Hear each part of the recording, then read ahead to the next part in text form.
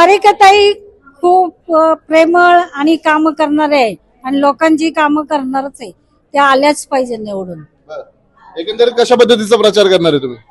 आम्ही चांगल्या प्रकारचा प्रचार करणार आहे. सर्वसाधारण महिला सर्वांनी आम्हाला काम करायचंय आणि काम करतच राहणार आहे. त्यासाठी आम्ही न माघार घेता चाललेलो आहे आणि कोणाची भीती न बाळगता आम्हाला काम करायचंय म्हणून आम्ही आता ह्या रणांगणात उतरलेलो आहे. आणि त्यासाठी आम्ही राष्ट्रवादी काँग्रेस पक्ष आपले शरदचंद्र साहेब यांच्या मार्गदर्शनाखाली पुढील कार्य करतच राहू. एकंदरीत आपण पाहतो आता तुमच्या पक्षाची ताकद वाढलेली आहे. दोन्ही राष्ट्रवादी एकत्र झालेत, समोर भाजपचं आव्हान आहे, कसं पाहताय तुम्ही? समोर कोणतंही आव्हान असू आम्ही फक्त आमचा विचार करणार आणि अजितदादा आणि शरद पवार आमच्या पाठीशी आहेत.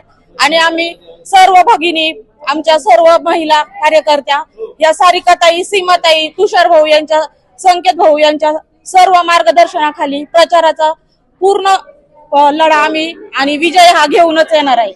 कशा पद्धतीने प्रतिसाद मिळतो? तुम्ही प्रचाराला फिरताय घरोघरी, काय एकंदरीत भावना येतात तुमच्या? आमचा हा प्रचार चाललाय त्याच्यामध्ये प्रतिसाद उत्तम आहे आणि सगळ्यांचं म्हणणं हेच आहे, तुम्ही बदल घडवलाच पाहिजे. बदल घडवण्यासाठी आम्ही हे लढा घडवतोय आणि भाजपा विरुद्ध आमचा लढा राहणारच आहे आणि राष्ट्रवादी काँग्रेस पक्ष हा पूर्ण बहुमताने निवडून येणार आहे.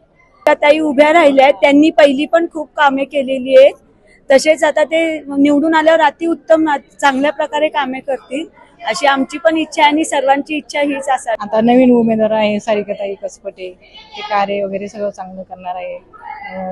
ज्येष्ठ नागरिकांचे म्हणजे सगळे पूर्ण कार्य करणार आहे. त्यांना बहुमताने सगळ्यांनी विजयी करावा.